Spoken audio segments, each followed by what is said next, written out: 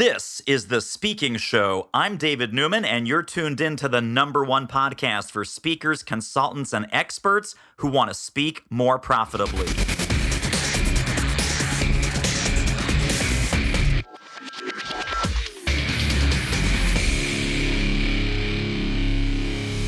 Well, my friends, your money problems are about to go away because I have the financial coach, Rennie Gabriel from wealthonanyincome.com. Welcome to The Speaking Show.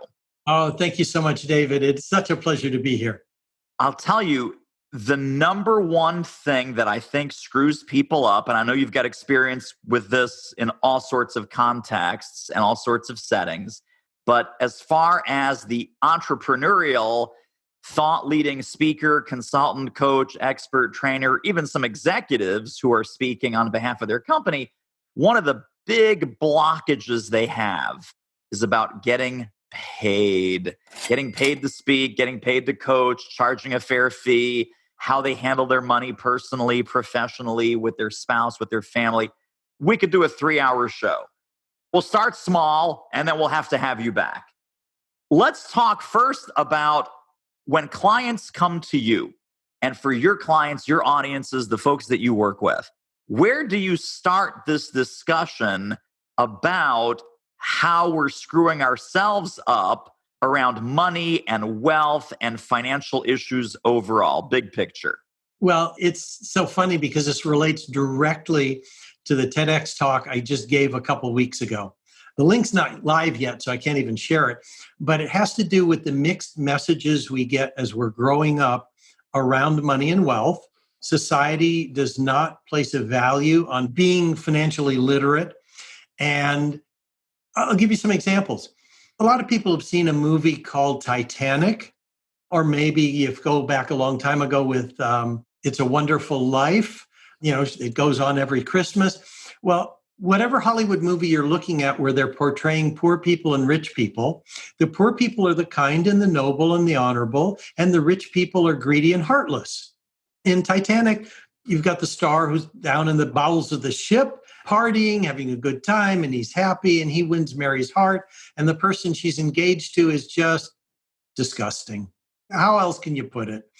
But that is a theme. You've got the Starks versus the Lannisters in Game of Thrones. You've got Patrick Swayze in Dirty Dancing. You've got Jimmy Stewart in A Wonderful Life. Example after example. Hollywood paints the poor as the kind and noble, wealthy as greedy and heartless. If you look at fairy tales like Jack and the Beanstalk, here you get this kid with the magic beans. He gets to climb the beanstalk. He ends up with the giant. He sees the golden eggs. He steals them. He steals the goose that lays the golden eggs. He steals the singing harp. And when the giant's chasing after him, he cuts down the beanstalk. The giant falls to his death. The moral of the story is it's okay for Jack to steal from the giant because the giant's wealthy. And it's okay to kill him. Why? Because he was wealthy. I mean, these are the morals for our fairy tales. You look at stories by Charles Dickens. You look at the scripture. You've probably heard the expression, a camel can pass through the eye of a needle easier than a rich man can get into heaven. Or money is the root of all evil. The scripture is telling you wealthy people are bad. So, you know, as we're growing up, we get mixed messages from our parents. We get mixed messages from Hollywood, fairy tales, and the scripture. So no wonder we have problems handling money. And it's not taught in schools. It's not taught by our parents. I mean, parents can't teach what they don't know. Teachers can't teach what they've never learned. You know, and I could just go on and on. Right. So it's deeply ingrained. It's lots of sources, popular culture, mythology, religion, teachers, parents, society, all of these signals. And it's almost, I think, Rennie, this is almost like asking a fish to describe the water.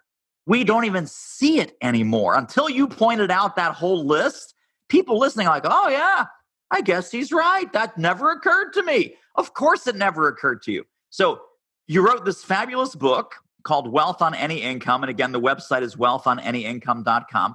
Let's start talking about that key central word, wealth. What is your definition of wealth? What do people need to know about true wealth that is from the inside and the outside and the financial part of it also? When I talk about wealth, I'm talking primarily about financial wealth. And the way I would define it is people have enough passive income so that work becomes a choice instead of a requirement. And what I found based on the people I'm working with, because a lot of people are business owners who have their heart in the right place. They're coaches, they're authors, they're speakers. These are people who want to make an impact in the lives of other people. And when they become wealthy, they also become philanthropic. And that's one of the things that I am committed to doing is raising philanthropists. 100% of the profits from my online business, I donate to charity. Why? Because I created that level of wealth for myself and my family. Don't have to work anymore, but I'm committed to charities and being philanthropic. And that's what I'm up to at this point. And when good people create wealth, they become philanthropic. There are people who I've heard say, well, if I have a lot of money, I'm afraid that'll corrupt me. No, if that's your fear, it won't happen. Warren Buffett has the most fabulous statement in this area. He says, of the billionaires I have met, I have found that if they were jerks before they had money, they were simply jerks with $1 billion. So, I have a lot of respect for that man. He lives simply, regardless of the billions of dollars. He's giving his fortune to the Bill Gates Foundation. The Bill Gates Foundation has already donated $36 billion to end world disease, poverty, and hunger.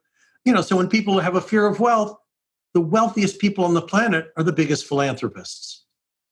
Yeah, such an important distinction. Well, let's talk about reversing some of these societal beliefs. And again, even looking at Warren Buffett and Bill Gates. And I love your concept of like, you know what? If you were a jerk before, you're now a jerk with $1 billion. What are some empowering money beliefs that you share in your book, in your courses, in your mentoring programs?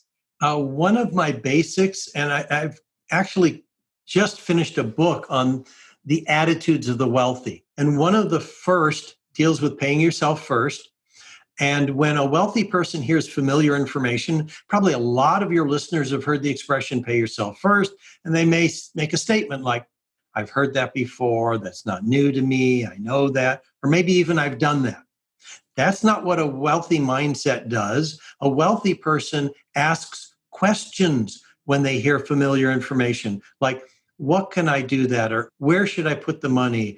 Or how do I begin this? Or who can support me with this? They ask questions when they hear familiar information, and that leads to the actions that can produce results. And the reason I'm talking about that in relationship to pay yourself first is that's the foundation of creating wealth. It's treating yourself like you deserve to own some of the money you're working for.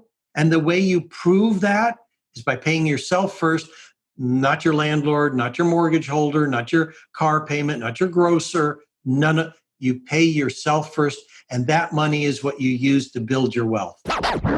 Hey, this interview is a real moneymaker. If you're serious about ramping up your reach and revenue as a speaker, trainer, or expert, book a confidential speaker strategy call with our team. The link is doitmarketing.com/call. It will be the most valuable 45 minutes you invest in your speaking-driven business. Speaking of value, let's get back to the show. I also want to talk about just sort of the state of financial literacy in our country, because one of the real scourges, and I know you talk about this and you teach this and you help people get out of it, is credit card debt.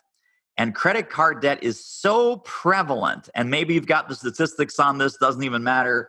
But, everybody that I talk to, this used to be me. So back before I had any kind of clue about entrepreneurship, the first 3 years of my business, I regularly talk about this in my webinars and trainings. I said, my first 3 years of my business were a disaster. And I said, I was in $40,000 of credit card debt. And what I didn't tell people necessarily, although you can figure it out, is that was like a 28, 29% annual percentage rate. And I happened to be in a Vistage group and a CEO peer group organization at the time. And this came up, this was like 2008, 2009. And I said, guys, one of my problems is I kind of have this boat anchor around my neck. I'm in $40,000 of credit card debt. And one of the people in the group says to me, "Are you crazy? What's wrong? That's nuts. Listen, do you have a home equity line?" I said, "Sure." "Have you ever used your home equity line?" I said, "No, why would I?" He says, "You know what the APR is on your home equity line?" I said, "Yeah, I think it's about 3.9%.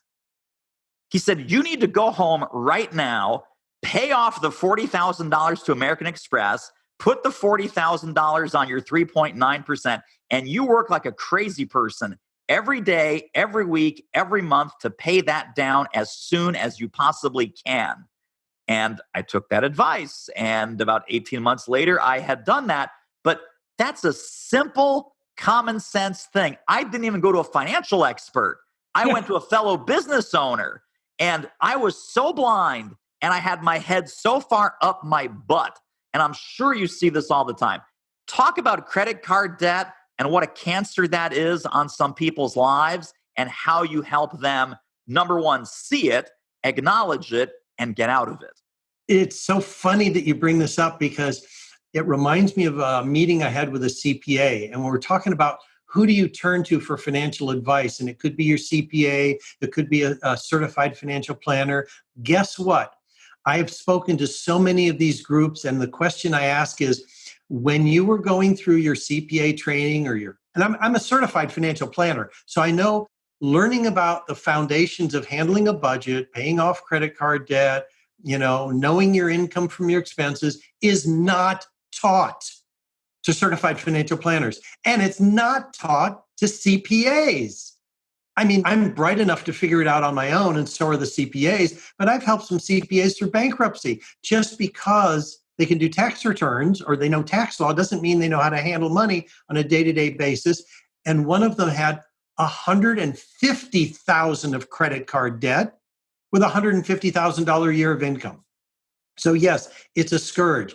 But now here's the key. I showed him how to get rid of it without consolidating it, without taking a home equity loan. I'm not going to go into that now, but the point is I recommend people first reduce the payments, no matter how they do it, and make minimum payments on the credit card debt or the home equity line or whatever it is they've used. And you say, well, wait a second, you got the advice, pay it off as fast as you can. No, don't pay it off as fast as you can. And the reason for that is that extra money is the money you can also pay yourself first with and create your wealth. I don't know, tens of thousands of dollars of credit card debt in 2000, 2001, 2002, when I started building a real estate business. And I couldn't do any more than make the minimum payments. But any extra money I used to create down payments on apartment buildings. And I didn't do it by myself. I had other people because I didn't have the money to do it by myself. But 6, 8 years later, the cash flow from the apartment buildings not only supported my standard of living, but also made the payments on the credit cards. If I'd have been funneling that money to the credit card companies, I wouldn't have had the money for down payments on apartment buildings, which meant I wouldn't have created the wealth that I have today. So when someone gives advice on focusing on paying off your credit card debt, there's only two problems with it. One, you're not creating wealth outside of your credit card debt. And number two, once you pay it off, something else is going to happen and the debt comes back. I have seen that over and over and over again. So people are continually paying down their credit card debt instead of creating wealth. Now, Rennie, let me ask you, in light of all of that, I know that some people have an allergic reaction to the B word, which is budget. Budget or planning or, how do I dig myself out of this hole? Or on the positive side, how do I build wealth intentionally and specifically on a certain timeline to get me to my goals? I know you talk about planning, but I think you talk about it and think about it in a very approachable, very user-friendly sort of way. So talk about your planning process versus traditional budgeting that some people might be afraid of. Yeah. Well, I can understand it. Budget is like the word diet. What are the first three letters of the word diet? Die. Yeah. And budget's the same thing. You've got lack, deprivation, sacrifice, I mean, that is so uninteresting. I mean, let's flog ourselves. Let's set up a budget. Yeah, no, I create what's called a spending plan. And the reason for that is I want people to identify where they're spending their money and measure the level of pleasure they're getting from where they're spending it. And if it's a negative experience, well, then you want to reduce spending in that area. If it's a positive experience, you want to increase your spending in that area. And that's what I've done for myself. That's what I suggest other people do. Budgets are not motivating. Spending plans are, because now you can spend money in alignment with the financial goals you've set up, whether it's setting up money to go on a vacation or setting up money to eat out or watch movies or whatever it is. As an example, in my life, I didn't enjoy going to the grocery store. And the money I set aside to spend in grocery shopping was always at a surplus. But the money for eating out meals was running a negative. So I transferred from one to the other. Why? Because when my wife and I eat out, we're able to sit down and have a conversation. The server brings us whatever we want, whether it's napkins or salt or new clean utensils. It doesn't make any difference. And we can have a conversation. But when my wife and I are at home, we're not even sitting down and eating at the same time. She's cooking one thing, I'm cooking something else, and we're not connecting. And the relationship I have with my wife is more important than the extra money we spend eating out. So grocery shopping, I almost never go there, and I'm more interested in eating out. I think another thing that either turns people off or they feel totally incompetent and totally scared is you teach people some investment strategies. Now, so when people hear investment, of course, all the negative self-talk comes back. But Rennie, I don't know anything about investing. All these Wall Street types are way smarter than me. I don't know about mutual funds and stocks and bonds, and market is up and market is down and market is sideways or upside down. How do you get people over that investment phobia and even over that perhaps negative self-concept that I don't know anything about investing. I don't want to learn about investing. It seems hard. It seems complicated. I think I'll lose my shirt. And I'm so glad you brought that up because wealthy people, and I like to refer to the wealthy, are not limited to stocks, bonds, and mutual funds. And so if you never learn about that, it's completely irrelevant to creating wealth. I created millions of dollars of wealth in real estate because I knew about multi-unit apartments. Some people buy single-family houses. Some people buy tax liens. Some people do peer-to-peer lending. Some people do trust deeds. Some people invest in startup businesses or their own business or initial public offering, on and on and on. There are so many things available that have nothing to do with stocks, bonds, and mutual funds. Give you an example. There's a peer-to-peer lending platform with as little as $2,500. You could be loaning to people like a bank would and be earning 6 to 12% on your money. Again, with as little as $2,500. You're not going to earn anything over 1% at the bank with $2,500. Tax liens, with a few $100s, you could be buying tax liens, which is when someone doesn't pay their taxes on their property, the municipality still needs the money to pay for schools or police or fire or services. And so they put a lien against a person's property and they sell those liens to investors. When the property owner finally pays off their lien, the investor can be earning 10, 12, or even 20% on their money with as little as a few $100s. Now, this does take an education in how to do it, but this is an investment also. There are just so many things besides stocks, bonds, and mutual funds. Yeah. And the wealthy don't limit themselves to that. Super quick commercial break. Isn't this interview amazing? If you'd like to get more ideas on how to start or grow your speaking business fast, pop over to our free training at doitmarketing.com/webinar. Well, let's go behind the scenes a little bit. I'm curious on how you built your business, because obviously people not only need to know about your strategies, but I'm always curious about, well, how do our guests look at their business and evolve their business? So you mentioned that you were a financial planner and that you are a certified financial planner. You mentioned that you're also a real estate investor. So you've made many, many millions of dollars doing that for yourself and maybe for your clients and advising them and helping them. How did you get into the online world, the education world, writing your book, creating these courses, creating these coaching programs?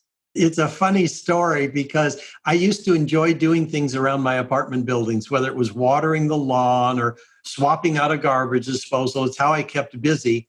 And about 6 years ago, I severed an Achilles tendon being stupid. And from that, I was laid up. I couldn't do anything. I couldn't even change a light bulb. And, it was surgery, 9 months of rehab and all the rest of that stuff. But I lasted about 2.5 weeks sitting home and getting on the phone and calling a handyman to change the battery in a smoke alarm or do whatever needed to be done. And I was going stark raving mad. I just couldn't deal with it. The income didn't change, but I wasn't contributing anything to anybody. And that's when I started the online business. 2.5 weeks, that's all I could do. I could sit and work on the computer. So I enrolled in a program on how to create joint venture relationships and affiliate relationships. And I started connecting with people and they would support what I was doing. I'd been teaching this material at UCLA for over 20 years already. So I had all the course material. Now all I had to do was convert it to an online kind of program. And I met the kind of people who could support me with doing that, which leads me to a second very important attitude of the wealthy. And that is that wealth is not created as a solo sport. It is a team sport. And wealthy people know this. And if you look at huge businesses, whether it's Berkshire Hathaway, whether it's Apple Computer, it doesn't make any difference. They were not created and run by one person. As an example, most people know Warren Buffett, but they don't know who Charlie Munger is. He's half of Berkshire Hathaway. He's what's called the execution master. And Warren is the visionary. In Apple Computer, it was Steve Jobs as the visionary and Steve Wozniak as the execution master. Any successful business started with at least two people, not one.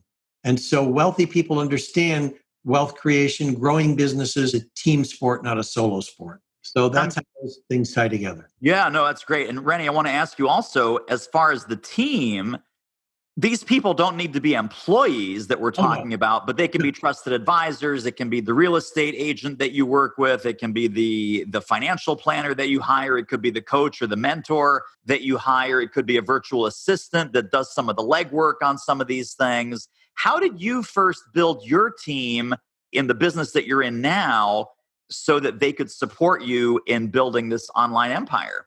It started with learning how to do joint ventures and affiliate relationships. And in that group were other people that I could meet with and network with and learn from. I've joined, 2, 3, maybe 4 different mastermind groups. As an example, from my own program of teaching people how to handle money, some of my team members showed up. From talking to someone in a joint venture community, I met my virtual assistant.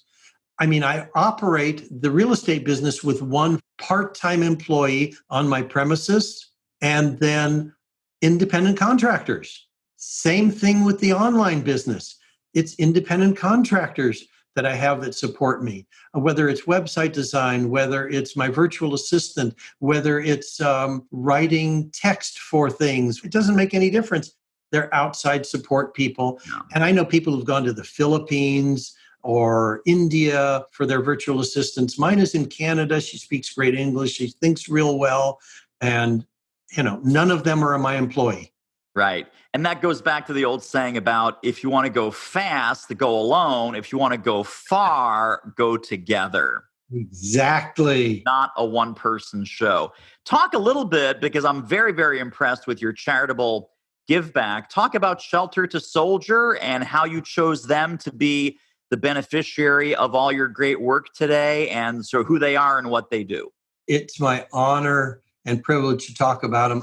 Dogs warm my heart and brighten my life, and they have a purpose, and they're killed, euthanized, I don't care what word you use for it as a euphemism, at the rate of about 1,800 per day. By the time this interview completes, 25 dogs will be killed. And like I said, they have a purpose.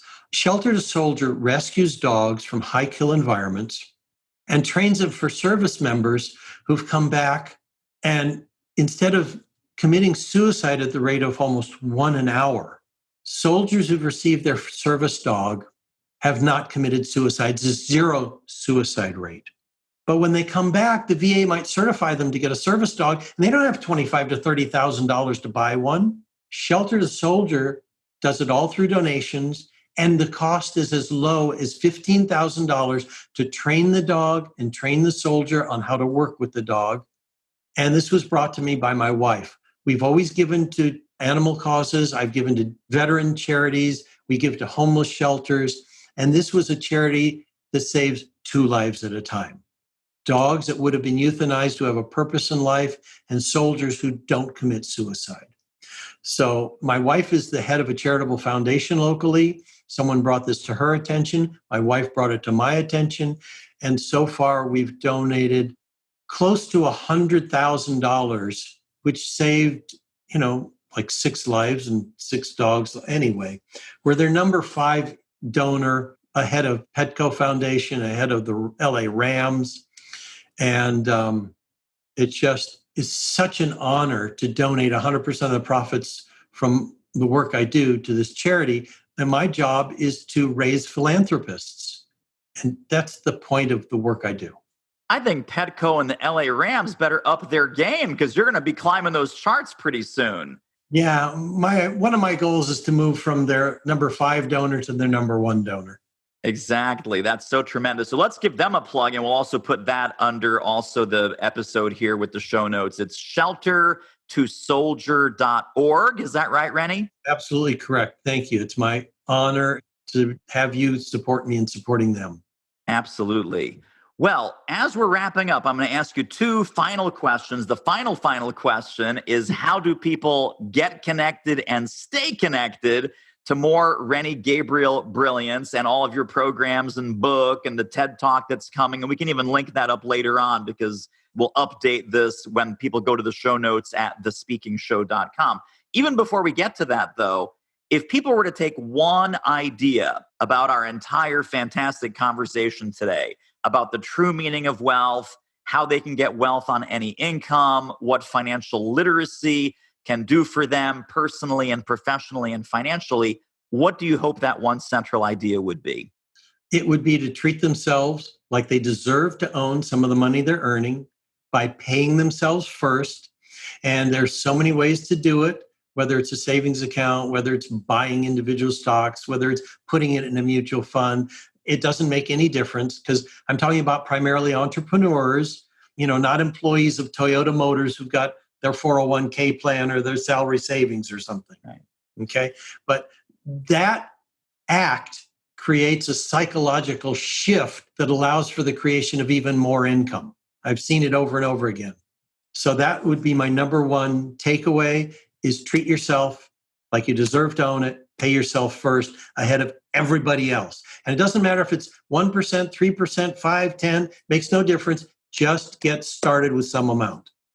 And totally how fantastic. People can get a hold of me would be the wealthonanyincome.com website. I've got $1,000 worth of free business building tools. And every week I send out an email for people who request the free tools, where I talk about the attitudes of the wealthy, the myths that people buy into that don't serve them. I mean, I'm up to about 1 a week for a full year of how to support people in changing their thinking. Totally tremendous. And all of that is on wealthonanyincome.com. Exactly. Just ask for the free gifts. They'll be on the list to get the emails once a week. Beautiful. Rennie Gabriel, you're a rock star. I appreciate you. What a fantastic conversation. Thank you for being on with us. David, I am so honored to be on the show with you. Thank you so much.